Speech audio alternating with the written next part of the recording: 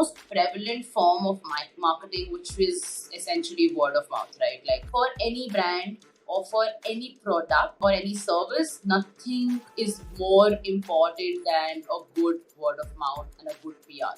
I think one of the reasons for Red Bull's success in the industry is how you can make use of the hyperlocal market. Like anything that helps you to amplify your brand image, that help you to connect with your consumers, that help you to get their feedback and suggestion instantly, and also create like a two-way communication of sorts.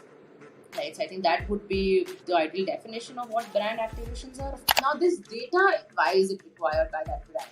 It's essentially very, very important to understand the kind of audience that they had during those 2 days of event. Hey everybody, welcome to another podcast with another special guest on for me. Her name is Deviena Srivastava. She's worked with Red Bull for over 4 years as a field marketing specialist, where she has a ton of experience on brand activations for Red Bull in the state of Uttar Pradesh. And as of right now, she is working with Puma as assistant manager brand marketing, where again she has a lot of insights when it comes to brand activations, when it comes to why exactly do brands actually sponsor events, why do they go for experiential marketing, and then multiple other insights packed into this podcast altogether. Devina, why don't you give the audience a brief introduction about yourself? Thanks, Harsh, for having me, first of all. And I think you rightfully gave my professional background. I said I did a course in journalism and mass communication. That's when I actually started doing a lot of internships with these smaller, agencies that used to conduct and fabricate and curate events. And in terms of, I remember one of the first events that I did was in 2016, and I was a part of this organization that conducts film festivals in Delhi. And from that, I realized, oh, this is something that is really interesting, and it's not mundane. It's not something that has a set pattern to it. Like you can just, with every new brief, with every new brand, with every new product or service, you can just curate like an interesting or very unique experience for their consumers and their networks, right? So I think that was like my first experience of conducting an event, and then slowly that transcend into your college events as well. I mean, like I said, I think this is something that we all grow up with. Back in school, there were fates that we used to be actively part of, like, or those small inter-school competitions. Those are all events, right? You're conducting something to amplify either a skill or the product or the service, or just create the brand name. I worked with Percept for some time, just like interned with Percept as well. Then I worked with the BBC for like some production level events. Just wanted to understand there are n number of touch points. And then ultimately I interned at Red Bull for some 10 months before taking the position as the field marketing specialist in Lucknow, which was basically a new marketing cell that was opening up for the UP region. I think last year I felt that I want to work for a brand, get into brand management as well. And that's when I joined Puma. And so far, the journey has been really, really crazy. In this role, I think I've been able to understand more on brand management, what's the need of on-ground event, and how we can amplify, let's say, the brand name of Puma, or let's say a brand name of some other organization through events, right? Through creating that live experience for customers, for consumers, and why it's still, I think, the most prevalent form of marketing, which is essentially word of mouth, right? Like for any brand or for any product, I think, or any service, nothing is more important than a good word of mouth and a good PR. And how you can achieve it is definitely like through conducting events, through just reaching out to a lot of people and letting people know that, hey, hi, let's say this is what I do, and this is what my organization do, and this is what your experience is, right? Through this is what you will, or maybe this is what you will get through my products or through my service. Bull also is a brand that is not just about the product, it's about the idea, it's about the fun, cool idea, like I said, that comes along with the brand. Now, this is something that, when as field marketers at least, because I don't know how many brands actually have a field marketing setup as well. You always end up hearing, okay, there's a brand campaign manager or a campaign manager, there's marketers, but a structure as unique as field marketing specialists having their managers, like a field marketing unit altogether, it is very, very unique, and I think one of the reasons for Red Bull's success in the industry. I think the reason behind is how you can make use of the hyperlocal market, because every region, every city, every state is actually very different. So I think the field marketing structure is unique, and it helps to understand the hyperlocal, the local market really well. So one of the core skills to have, in the field marketing structure was just understanding your market really well. That's exactly what Red Bull also thought, because the sales was really good. At the end of the day, the product is selling. That's why you would want to keep on amplifying and keep on marketing. I think that would be the right way of putting that. How Red Bull also operated was essentially having student marketers, right? It's something that a lot of people, I'm sure, already are aware of it. So it's very different from student ambassador. Like I know the confusion that a lot of people are like, oh, it's just another student ambassador program, which is not the case. It's a very, very unique program. And the idea was not just amplifying the message of what Red Bull is, or amplifying the message of the multiple events that Red Bull conducts on a global scale or on a national level. The idea was also to sell the lifestyle, basically, right? Like, which people do not understand. I think a lot of brands, especially a lot of aspirational brands, might not be, in terms of purchase power, the right audience might not be, let's say, an 18-year-old or a 19-year-old, right? Immediately, especially the Gen Z.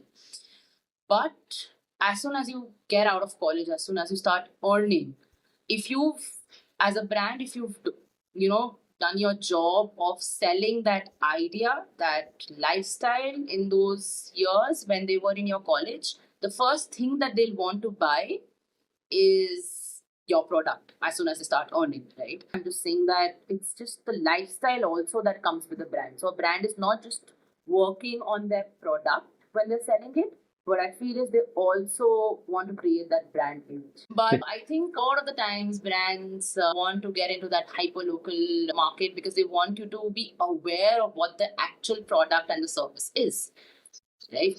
And events also, for example, we used to conduct these events just to talk about sports as well. Like sports is just one of the easiest way to enter any market, because everyone is involved in some other sport.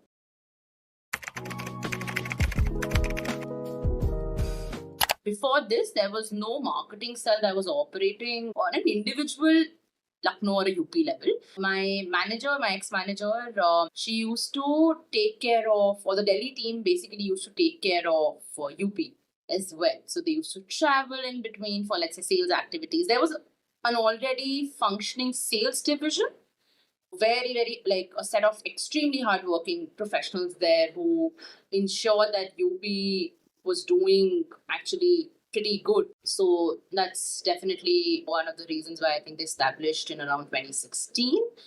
And 2016 was the idea, I think, when they started having this idea around it. And ultimately, they got a go ahead in 2019. That's when we opened up the first marketing unit, built up a team from scratch, like literally from getting the office space to ensuring all the vendors are placed. There were n number of activities that we used to take care of.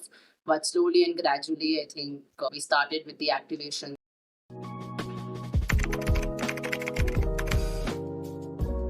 I think it's never about money, honestly, See, again, like I said, we come out of privilege, most of us. If you're spending money on an event, it's a lifestyle. It's something that we want to do, right? It's not a necessity at the end of the day. In today's day and time, it's also a need. It's not just a want. I feel that people want to or need to get out. We like the idea of interaction. People like working hard, earning that money, and then using that money to have that experience. So I think brands, like you said, are heavily investing in tier 2, tier 3 cities because these are activations or these are engagements that are scalable. They are not something that limited to your top metro cities, right? It's something that you just need, like what? Let's say if I just give you an example of social, if there are 15, 16 socials across the country, all you require is 2 hour session, right? You just require one person or a conductor, workshop conductor. That's it. And people are ready to pay. People are ready to pay. So I think people want to experience that. So I think it's never about the money. I think it was more about the lack of presence of those events or experience or that exposure. Now that we see a lot of brands coming in these cities and giving that experience to people, people are not shying away. People, I think it's never about the money, honestly.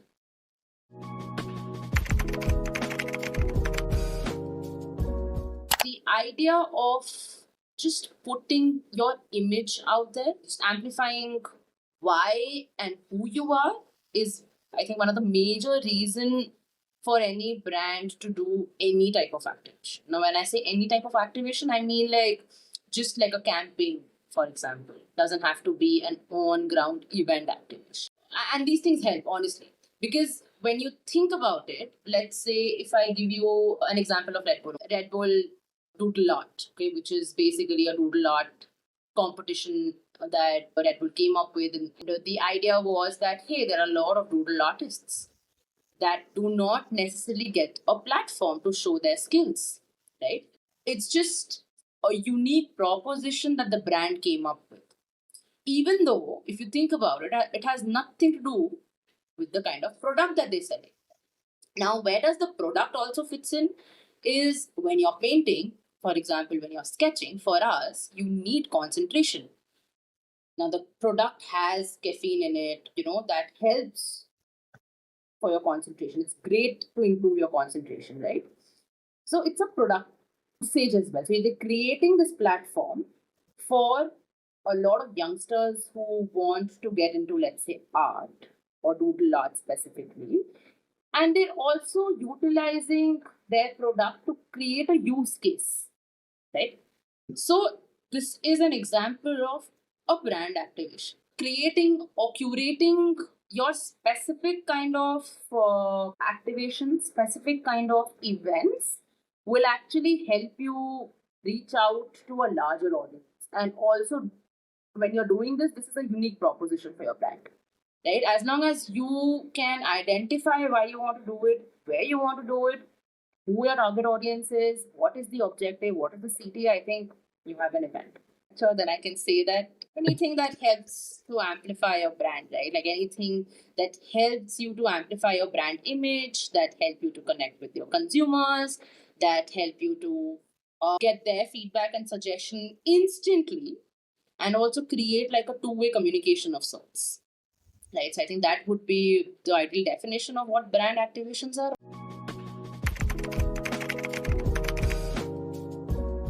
Let's say if I am an organizer, okay, we'll take examples of two things. Could be one very hyper local and the other could be a large scale event.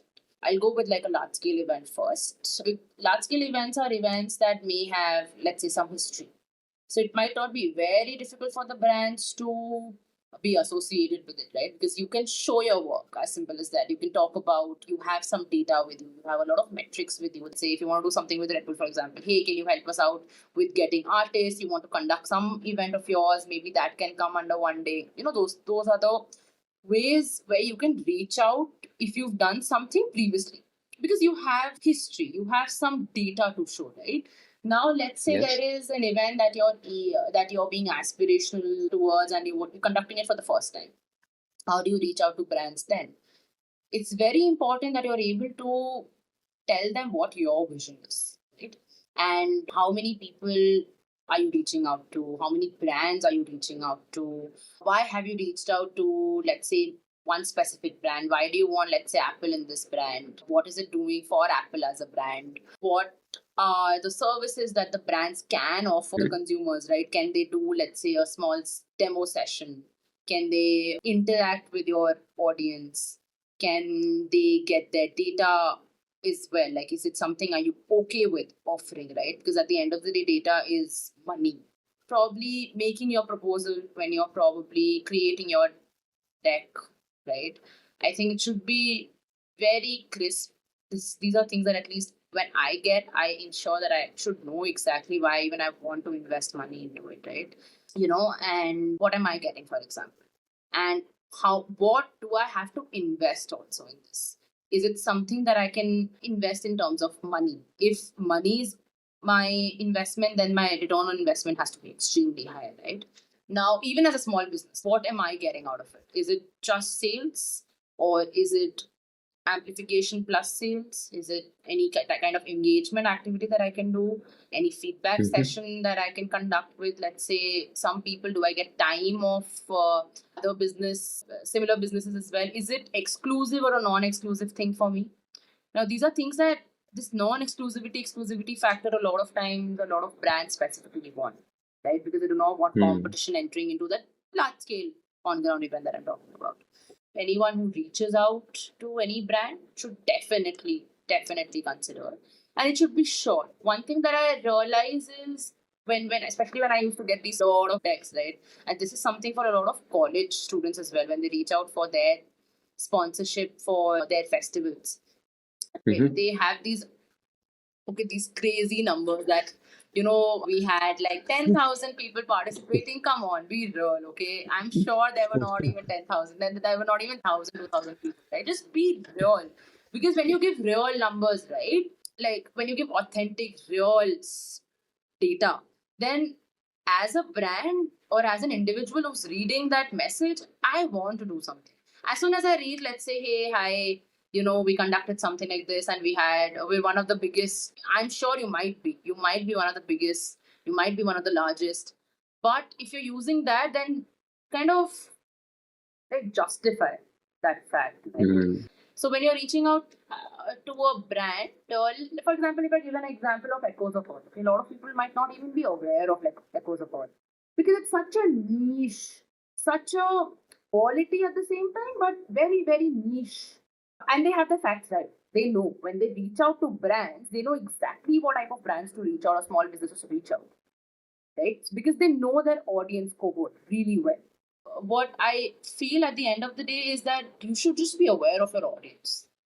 When you know that, hey, this is the audience that I'm catering to, this is my cohort, then it's backward work from there. You're able to understand, okay, hey, these are the brands that I want. Let's say if it's a beverage partner, also, I know exactly what type of beverage partner I want, right? Like, I think this is one thing that people need to start considering. There are n number of events that we've done in the past few years. Most of these are, let's say, curated actually in-house, curated in-house, and a couple of them are partnered events as well. See, it's a sports style brand, right?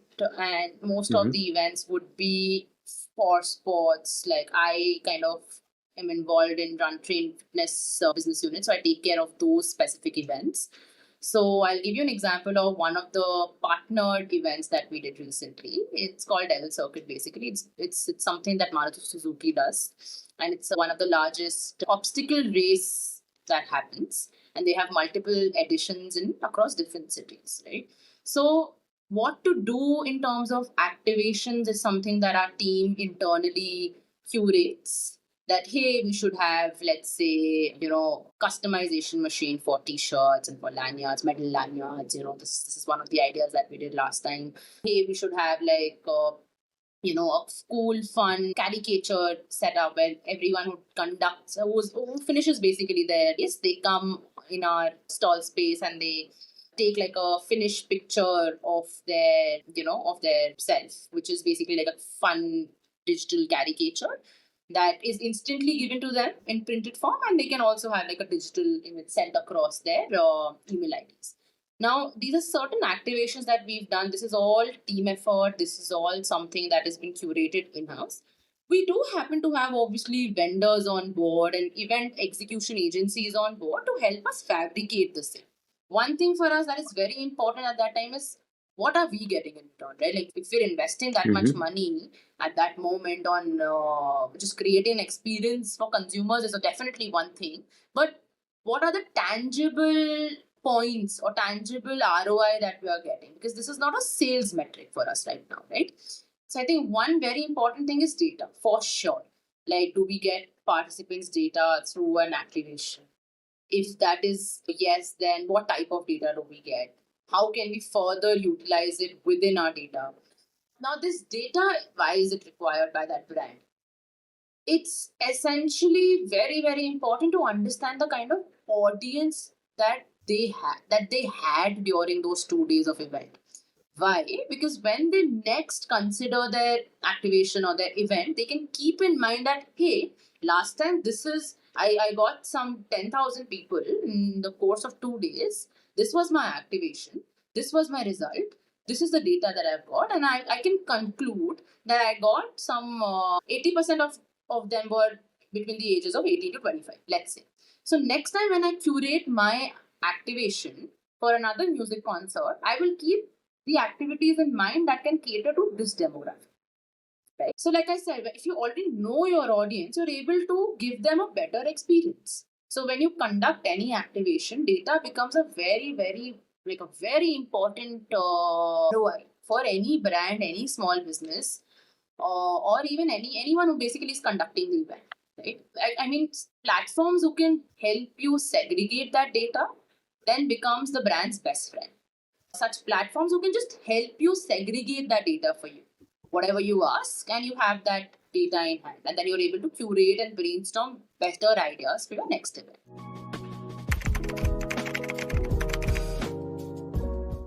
Yeah. So, like, I think in my previous answer also, I had mentioned like data is probably the most important thing, like especially in today's day and time. If you're conducting any activation, right? Especially if you want to give your users, your consumers a very unique perspective of what's happening and what the brand can offer. It's important to take that data, understand that data, segregate that data for your next event, for your next when you're brainstorming or when you're curating the next, what's the next thing for your brand, right? Because it's just a simple way of understanding your audience. It's a simple activity, but at the same time the most resulting activity, right? And I think any app or any organization that can help segregate that data for a brand in a way that makes it easier for them to understand, to visualize, to curate the next steps, right? I think that would be that is a blessing, a not in disguise. So I think like as your organization is coming on board talking about something very specific, as important and as specific as data, segregating the same. See, data is a very small word, but has a lot of different elements. And I think segregating is the most important aspect of it, right? Understanding it is the next big thing. So I think if any organization or anything that, for me at least, if I conduct an activity and if I'm able to get some insights and some understanding of what type of audience came on me, what type of transactions happen, for example, and if I'm able to segregate that, I think I'll be able to provide better amplification, better, just a better experience for my audience going forward.